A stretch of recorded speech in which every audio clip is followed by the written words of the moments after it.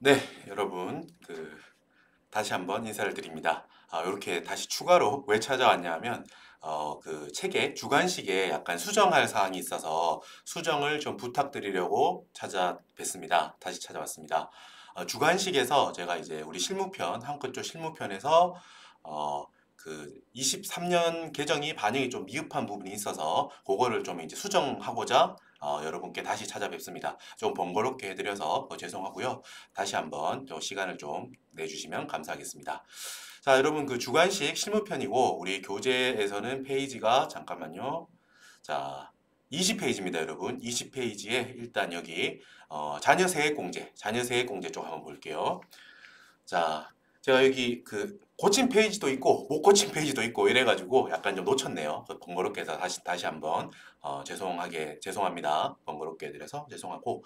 자, 여러분 원래 22년까지는 자녀 세액 공제가 여러분 일단 그 여기 그 머릿수 공제, 자녀 숫자에 따라서 공제해 주는 거고 이거를 셀 때 일단 여기가 7세였는데 기준이 8세로 바뀌었어요. 그죠? 그래서 8세로 바뀌어가지고 23년부터는 8세가 되었다. 그 전까지는 7세였는데 23년도부터는 8세이기 때문에 일단 70회 준비하시는 분들은 8세를 기준으로 자, 여러분 이거 머릿수 셀 때 주의하라고 했습니다. 이게 처음에는 이제 이게 왠지 어린 이제 자녀한테 적용을 해줘야 될 것 같은 느낌이 든다고요. 그래서 8세라고 말하고 있으면 그럼 8세까지 그러니까 8세 이하한테 주는 혜택인가? 라고 생각하기 쉬워요. 그죠? 그런데 그게 아니고 자, 자녀수 공제는 8세 이상한테 적용하는 거예요. 8세부터 8세 이상이니까 8세도 포함되겠죠? 8세, 9세, 10세 이렇게 다 되는 거예요. 자, 물론 당연히 여러분 자녀 기본적으로 기본공제가 되려면 자녀는 20세 이하여야 되니까. 그죠? 그러니까 8세 이상 20세 이하여야 이 자녀 세액공제, 자녀 머릿수 공제가 해당이 되는 겁니다.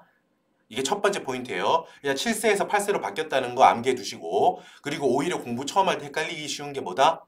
자, 8세 이하한테 뭔가 줘야 될 것 같아. 어린 자녀한테 뭔가 혜택을 줘야 될 것 같아서 자녀세액공제 8세 이하인가? 아니라는 거예요. 8세 이상인 자녀, 8세 이상 20세 이하인 자녀한테 주는 혜택이고요. 왜 그러냐? 왜 8세 이상만 주냐? 8세 미만은 아동수당을 지급해줘요. 그죠? 우리 그 국가 정책적으로 아동수당을 지급해주기 때문에 지금 잠깐 소리가 들어갔죠. 컴퓨터 비는 소리가. 자, 양해 부탁드립니다. 자, 8세 미만은 별도로 자녀 세액 공제 말고 더 큰 혜택, 아동 수당을 주기 때문에 자녀 세액 공제는 해당하지 않는다라는 거. 요거 외워두셔야 돼요, 여러분. 일단 7세에서 8세로 바뀐 점 암기해 두시고 8세 이하가 아니라는 거예요. 그렇게 생각하기 쉽다고요. 그지? 그러니까 그게 아니다. 8세 미만은 더 큰 혜택인 아동 수당이라는 걸 주나 보다. 그죠? 우리 시험에서 아동 수당은 안 물어봐요. 그렇기 때문에 그냥 8세 미만은 더 큰 혜택을 주니까 우리가 시험에 나오는 자녀 머릿수 공제, 머릿수 몇 명인지 셀 때는 8세 이상, 8세부터 8세, 9세, 10세 이렇게 세겠다라는 8세 이상부터 세겠다라는 걸 외워두시고요. 막 나온 김에 한번 또 살펴볼게요. 자, 여러분 세액 공제는 2명까지는 1명당 15만 원씩이에요. 15, 15. 3명째부터 30만 원씩입니다. 밑에 사례 연습, 우리 곰돌이 가족이 있다고 하면 이렇게 6명이나 있다고 해봐요. 아주 유복한 집이죠. 6명이나 있다, 자녀가. 일단은 머릿수 일단 6명이구나 하고 나서 이 중에서 나이를 체크해야 돼요. 그지? 나이를 8세 이상만 해당되니까 8세 미만은 일단 생각하지 말자. 빼내야 돼. 나이가 17세, 15세, 14세, 12세, 11세, 6세. 막내가 있네. 막내는 뭐다? 자녀세액공제 대상이 아니다. 아동수당이 따로 지급, 더 큰 금액이 지급되니까 자녀세액공제는 제외하겠다라는 거예요. 8세 미만은 제외라는 거예요. 딱 8세가 나오면 어때요? 딱 8세는 포함돼요, 여러분. 주의하셔야 됩니다. 실수하지 않기로. 자, 그래서 세봅시다. 일단 얘는 제외다. 여섯째, 막내는 제외구나. 자녀세액 공제 대상이 아니구나. 하고 나머지를 세보면은 자, 일단 20세 이하니까 전부 다 기본공제 대상은 되네요. 그죠? 17, 15, 14, 12, 11 오케이. 나이도 8세 이상이니까 다 돼. 이제 숫자, 금액 5명이다. 2명까지는 얼마씩? 첫째 15만 원, 둘째 15만 원, 셋째부터 30만 원씩 요렇게. 여러분 이제 실제 시험에서 세액공제가 되게 많잖아요. 소득세에서. 그 모든 세액공제가 우리 시험에 뭐 다 물어보고 이러진 않아. 뭐 배당세액공제, 외국납부세액공제 이런 것까지 다 나오진 않아요. 하지만 빠지지 않고 꼭 나오는 게 이거예요. 자녀세액공제. 그지? 요건 꼭 알아야 돼요. 뭐 출산공제 여기 있잖아. 여기 일단 자녀세액공제는 무조건 필수다라는 거. 그죠? 그리고 뭐 당연히 뭐 보험료 공제나 뭐 그런 것들은 필수적으로 알아야겠죠, 우리. 자, 그래서 일단 자녀세액공제는 무조건 꼭 알아야 된다. 유형 불문하고 소득세가 뭐 사업소득이 요즘 많이 나오죠. 사업소득 많이 나오고 뭐 근로소득, 기타 소득 어떤 소득에 대해서 물어보더라도 여기 소득공제, 세액공제 쪽은 하실 수 있어야 돼요. 소득공제도 주요 소득공제 아셔야 되고 세액공제도 주요 세액공제들 아셔야 돼요. 그것도 여러분 우리 시험에서 또 잠깐 잔소리를 하면 세액공제도 깊이 있게 들어가는 것들이 있어요. 뭐 연금계좌 세액공제도 나오긴 하는데 거기서 되게 디테일하게 뭐 ISA 계좌 이런 것까지 다 연동해서 나오지는 잘 않는다고 생각해도 괜찮아요. 물론 그렇게 뭐 범위가 정해진 건 아니지만 수험생 입장에서 여러분 뭐 전부 다 외우러 갈 수는 없잖아 우리가. 그러니까 주요 기출되었던 걸 한번 보시라고요. 기출되었던 리스트를 보면 세액공제가 디테일한 부분이 되게 많아요 사실. 그것까지 다 의료비 세액공제도 만약에 나온다고 하면 뭐 난임이랑 다 섞어서 나오면 되게 어렵게 나올 수 있어. 근데 우리는 기본적인 것들까지 잡는다고 생각하시면 됩니다. 아셨죠? 굵직굵직한 것까지는 알고 가자. 교육비 세액공제도 마찬가지고요. 됐죠? 자, 그래서 일단 자녀세액공제 이런 것들은 다 하셔야 돼요. 일단 첫 번째가 우리 방금 공부했던 거. 자녀 머릿수에 따른 8세 이상인 자녀가 몇 명이냐에 따라서 하는 게 이게 기본공제라고 부르기도 하고 자녀 수공제라고 하기도 해요. 이게 첫 번째 자녀에 관련한 세액공제고 자, 이어서 또 플러스 뭐 있다? 출산, 그 해에 출산이나 입양 혹은 입양을 한 경우가 있다면 거기에 대한 추가로 세액공제를 더해주겠다는 거예요. 됐죠? 첫째를 출산했다 그럼 30만 원이에요. 둘째를 출산했다 그럼 50만 원. 셋째 이상 출산하는 경우다 그럼 70만 원입니다. 됐죠? 자, 물론 여러분 우리 시험에서 뭐 물리적으로 뭐 한 해에 2명을 낳을 수도 있겠지만 보통 2명 낳았다고는 안 할 겁니다. 1명 낳은 걸로 하고 그게 몇째인지. 만약에 여러분 5째를 출산했다. 그러면 70만 원이에요. 70만 원. 그지? 1명 출산하는 거잖아요. 그죠? 입양도 마찬가지고 둘째를 출산했다. 그러면 50만 원인 거고요. 자, 일단 여러분 머릿수 공제는 꼭 아셔야 돼. 이건 당연히 외우셔야 되고 출산 입양 공제도 뭐 아셔야 되는데 뭐 둘 중에 하나만 하자면 뭐가 더 중요하긴 하다. 일단 머릿수 공제부터 외우시고 이 출산 공제까지도 체크하시고요. 아시겠죠? 이게 출산 공제 같은 것도 많이 나와요. 이게 예를 들면 이렇게 식구들, 가족들 리스트가 이렇게 있잖아. 시험 자료에서. 뭐 본인, 배우자, 뭐 동생, 그 마지막에 막내 이게 출산이 된 거야. 예를 들면 막내는 출산했으면 머릿수 공제는 안 들어가겠죠. 막내 머릿수 그 해는 뭐 1세 아니야 1세. 그지? 그렇기 때문에 8세 미만이니까 요 머릿수 공제는 안 들어가지만 뭐는 체크해야 된다? 그 해에 출산이 됐으니까 막내라고 하면 5째, 6째다 그러면 70만 원 이런 식으로 세액공제 체크하셔야 돼요. 여러분 여기 자녀세액공제가 그래도 외우긴 외워야지. 그런데 외웠을 때 그래도 제일 확실하게 점수화 될 수 있는 세액공제예요. 그러니까 잘 외워둡시다. 자, 그리고 넘어가서 자, 자녀세액공제 했고요. 자, 보세요 여러분. 이건 뭐 옛날 그 과거 기출이긴 하지만 기본 틀은 똑같다고요. 크게 바뀌지 않아 기본 틀은. 여기 보세요 여러분. 그 해에 뭐 입양했다 이렇게 나온다고요. 아시겠죠? 그렇기 때문에 암기하셔야 된다라는 거. 머릿수 공제 체크하시고 그거하고 별개로 머릿수 항상 그 해에 옆에 이렇게 자료 비고에 나와요. 올해 예를 들면 입양했다, 출산했다 이런 식으로. 그거 꼭 체크하셔가지고 놓치지 않기를 연습하세요. 그리고 자 여러분 연금계좌 세액공제 계속 보겠습니다. 페이지 이어져요 여러분.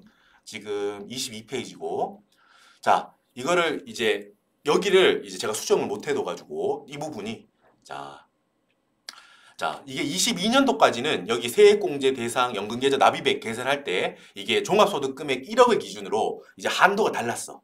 300만 원에 잘리고 이랬어요. 너무 1억 넘는다. 그럼 야 종합소득 많이 버시네요. 그러면 연금계좌 여기 공제는 좀 적게 해드릴게요. 이런 게 있었어. 한도 하는 데 있어서. 근데 그 부분이 사라졌어요. 23년부터. 그래서 지금 여러분들 갖고 계신 한꺼째 교재를 보면은 22년도 기준으로 돼 있을 겁니다. 그래서 지금 요걸 좀 수정을 부탁드릴게요. 22년도 여러분이 갖고 계신 교재를 보면 여기가 이렇게 두 개로 나뉘어져 있을 거예요. 종합소득금액 1억 넘는 거, 1억 줄어드는 1억보다 작은 경우 큰 경우로 해가지고 이렇게 한도가 달리게 돼 있을 거예요. 그런데 이제 통일이 됐기 때문에 그거는 잊으셔도 돼요. 그렇게 하지 마시고 요걸로 외워주세요. 심플하게 된 겁니다. 간단하게. 일단 세액공제 대상 납입액이 얼마인지 스텝 1에서 계산하죠. 큰 흐름부터 일단. 세액공제 대상 금액이 얼마인지 체크하고 스텝 1에서 스텝 2는 그 대상되는 금액에다가 퍼센트를 곱해서 세액공제 금액을 뽑아내요. 이런 틀이잖아 우리가. 뭐 교육비든 뭐 의료비든 일단 대상이 되는 금액이 얼마인지를 스텝 1에서 확정을 하죠. 그렇게 하고 나서 스텝 2에서 그 금액에 몇 퍼센트를 곱해서 세액공제를 해줄 것이냐. 그거를 잡는단 말이에요. 그런 그 단계인데 일단 여기 스텝 1부터 볼게요. 스텝 1. 자, 우리 문제 시험에서 보면 여러분 일단은 이 부분만 나올 확률이 제일 높아요. 아시겠죠? 일단 여기만 생각해봐요. 일단 여기만. 일단 연금 문제 나올 거야. 이 사람이 연금 저축계좌에 얼마를 납입했다. 만약에 800만 원을 납입했다. 800만 원을 납입했다. 800만 원 전액에 대해서 세액공제 되는 게 아니고 한도가 600만 원이에요. 그러니까 한도 600만 원. 일단 이거를 제일 먼저 외우세요, 여러분. 지금 전체 틀도 있고 외울 게 조금 더 있는데 하나만 외운다면 야, 난 모르겠고 연금계좌 공부 안 할래 이러지 말고 되게 잘 나오는 파트잖아, 이거. 보험료랑 이것들 다 잘 나오는 거기 때문에 연금계좌도 요거 하나만 첫 번째. 한도가 600만 원이다. 됐죠? 그래 600만 원 넣으면 600만 원까지만 대상이 되는 거예요. 됐지? 500만 원이다. 그러면은 한도 안 넘었으니까 500만 원 전액 다 갖고 오는 거고. 오케이? 이 다음에 딴 거 생각하지 말고 바로 요거 12% 요것만 외우세요. 일단 여기까지. 그러니까 지금 설명을 조금 더 추가로 드릴 건데 야 나는 모르겠다고 이러지 말고 아예 안 하겠다 이러지 말고 이거 하나만이라도. 됐지? 얼마? 한도 600만 원이다 이거. 그래서 연금계좌 납입액이 연금저축계좌 납입액이 500만 원이다. 그러면 500만 원 전액 갖고 와서 12% 곱해요. 됐지? 만약에 800만 원, 700만 원, 900만 원이다. 그럼 한도가 600이니까 600까지만 되는 거지. 곱하기 12% 그럼 0.72, 72만 원 되겠죠. 세액공제 금액이. 여기까지 일단 매우 높은 확률로 요걸로 다 풀릴 겁니다. 됐죠? 여기까지는 합시다. 자, 여기서 혹시나도 뭐 추가로 만약에 나온다면 자, 일단 연금저축계좌 납입액은 600만 원을 한도로 해요. 그런데 퇴직연금계좌 납입액이 있다면 그거에 한해서 추가로 300만 원을 더 한도로 줘. 합쳐서 900. 그러니까 이게 300이라고 생각하면 좀 안 되고 합쳐서 900으로 봐야 돼. 그러니까 여기 앞쪽이 만약에 500만 원이다.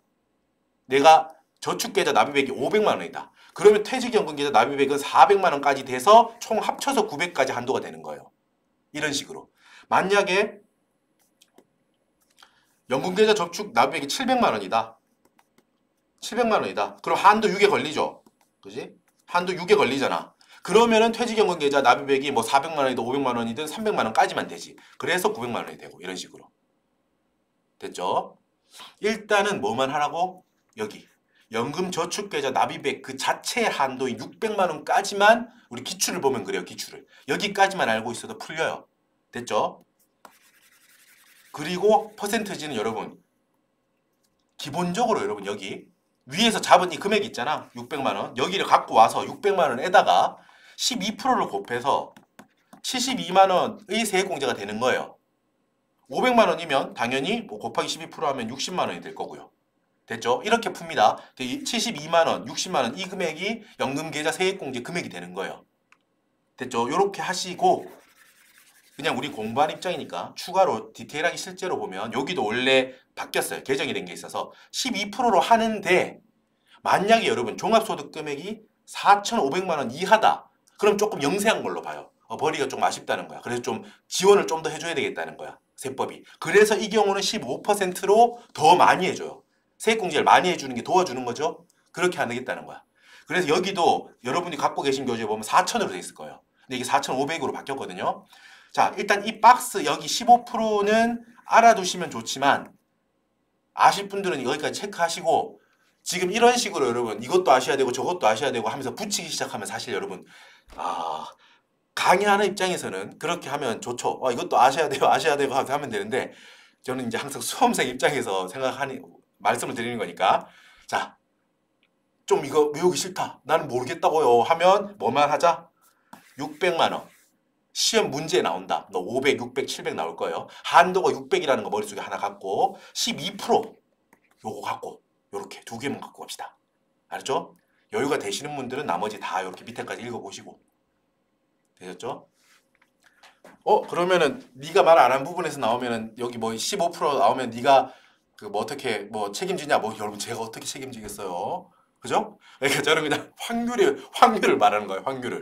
확률상 예를 들면 그 이 정도까지만 가져가면 괜찮다는 거예요. 물론 아까 자녀세액공제 이런 건 여러분 다 하셔야 돼요.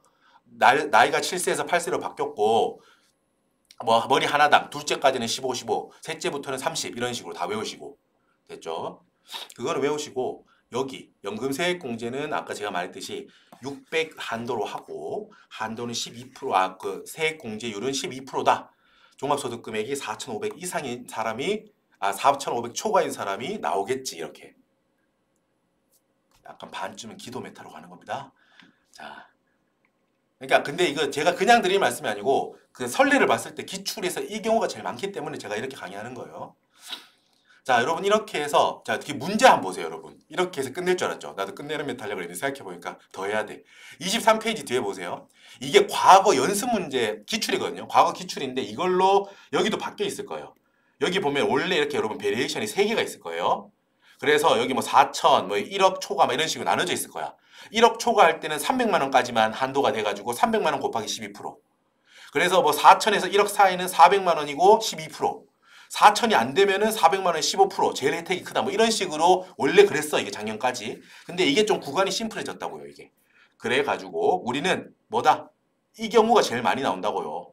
종합소득 4,500 초과될 게 나올 거예요. 아마. 됐죠? 그래서 여기 봐봐. 이 문제 같은 경우 400만 원이 연금저축계좌 납입액이 400만 원이에요. 이하요가 아니고 이에요. 어때? 한도는 600만 원이죠. 그래서 여러분이 갖고 계신 풀이를 보면 이게 400만 원을 납입했지만 이 사람이 여기서 여러분 종합소득 금액 1억 이상 1억 넘거든. 지금 옛날 과거 기준으로. 그래서 여기가 400만 원 600만 원이 한도가 아니고 300만 원까지만 돼요. 이 경우 과거에는. 그래서 여기 이렇게 돼 있을 거예요. 300만 원 곱하기 12%다. 그래서 36만 원이 세액공제가 된다. 지금 이렇게 적혀 있을 거예요, 책에. 근데 이제는 그게 없다. 그 제한이 없기 때문에 그냥 4,500만 원 초과하니 똑같이 한도는 600이에요. 그리고 600 아니잖아. 납입액이 400만 원이니까 600만 원 안 넘잖아요. 그러니까 400만 원까지는 다 되는 거야. 뭐만 다르다? 퍼센트. 4,500 이하일 때는 종합소득 금액이 15%좀 더 혜택을 주겠다는 거지. 하지만 우리가 보는 시험은 아마 이게 나올 거라고요. 4,500 초과할 거야. 종합소득 금액. 그래서 12% 곱하면 돼요. 그래서 400만 원 곱하기 12% 하면은 48만 원. 여러분이 볼 시험이 뭐가 나올지 몰라요. 모르지만 이거 나올 확률이 제일 높다고요. 됐죠? 자, 이렇게 공부해 주시고 지금 한 20분쯤 됐는데 요게 개정은 요걸로 마칠 거고 여러분 이어서 지금 그거 할 거예요. 제가 그 약간 급한 대로 부랴부랴 퀄리티는 조금 떨어지지만 부랴부랴 소득세 신유형 있죠? 실무편 소득세 신유형 그거를 지금 풀어드릴 거예요. 바로 이어서. 자, 다음 강의에서 뵙겠습니다. 고생하셨습니다.